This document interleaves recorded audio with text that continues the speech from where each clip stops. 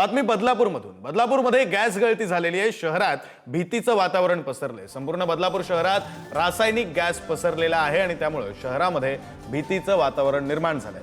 बदलापूर शहरातील पूर्व भागातील खरवई, शिरगाव, आपटेवाडी परिसरात रात्रीच्या सुमारास रासायनिक गॅस पसरला होता आणि त्यामुळे या परिसरात दृश्यमानता सुद्धा कमी झाली होती। हा गॅस रासायनिक कंपनीतून सोडण्यात आल्याची शक्यता आहे। या गॅसमुळे नागरिकांना घशाची खवखव, डोळे चुरचुरणं असा त्रास झाला।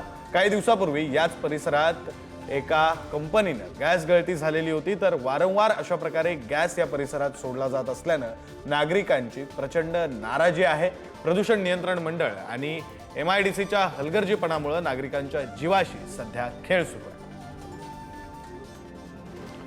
आपले प्रतिनिधी स्वप्नील पाटील आपल्यासोबत फोन लाईनवरून जोडले गेलेले आहेत। स्वप्नील, खरं तर हा नागरिकांच्या जीवाशी सरळ सरळ थेट खेळ म्हणावा लागेल।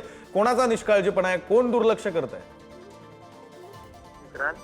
काल रात्रीच्या सुमारास बदलापूर शहरातील पूर्व परिसरातील करवई, शिरगाव, आपटेवाडी या परिसरामध्ये रासायनिक गॅस गळती झाल्यामुळे कंपनीतून सोडण्यात आला होता। त्याच्यामुळे नागरिकांना घशातील खवखव, त्याचे डोळे चुरचुरणे असा त्रास व्हायला लागला। आणि हा प्रकार हा नवा नसून याच्या पहिले देखील 2-3 वेळा असं गॅस गळती या परिसरामध्ये करण्यात आली। मात्र प्रदूषण नियंत्रण मंडळ आणि MIDCच्या हलगर्जीपणामुळे या नागरिकांच्या जीवाची खेळ केला जाते। त्यामुळे नाराजगीने प्रचंड नाराजी व्यक्त केलेली आहे। मात्र आता या ज्या गॅस गळती आहेत, ज्या रासायनिक कंपनीतून ज्या गॅस गळती केल्या जात आहे, त्या कंपन्यावर प्रदूषण नियंत्रण मंडळ आणि MIDC कोणत्या प्रकारची कारवाई करणार का किंवा काय करणार हे आता बघणं अत्यंत महत्त्वाचं ठरणार आहे। बरं, आत्ताच्या घडीला जे नागरिक आहेत बदलापूर मधले रहिवासी आहेत, त्यांच्या नेमक्या काय भावना आहेत, त्यांच्या काही प्रतिक्रिया समोर येत आहेत का? ते नेमकं काय म्हणतात? कारण सातत्याने अशा घटना घडतात।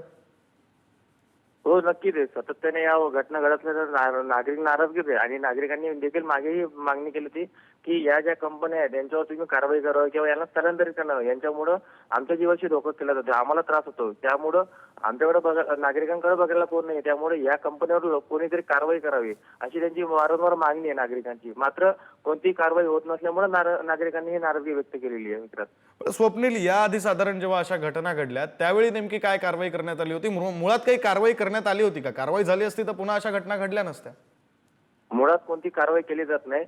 लोकप्रतिनिधित्व तसंच MIDC किंवा जे मंडळ आहेत प्रदूषण नियंत्रण हे येतात, पाहणी करतात आणि सांगतात की याच्यावर आम्ही योग्य ती कारवाई, पण कोणती कारवाई केली जर कारवाई केली गेली असते तर अशी ही जी गॅस गळती रासायनिक कंपनीतून केली जाते ती अशी वारंवार घटनाही घडली नसते। बरं, त्यामुळे आता नागरिकांची जी मागणी आहे त्या मागणीप्रमाणे या कंपन्यांवर कारवाई होणं गरजेचं आहे, कारण हा थेट नागरिकांच्या जीवाशी खेळ आहे।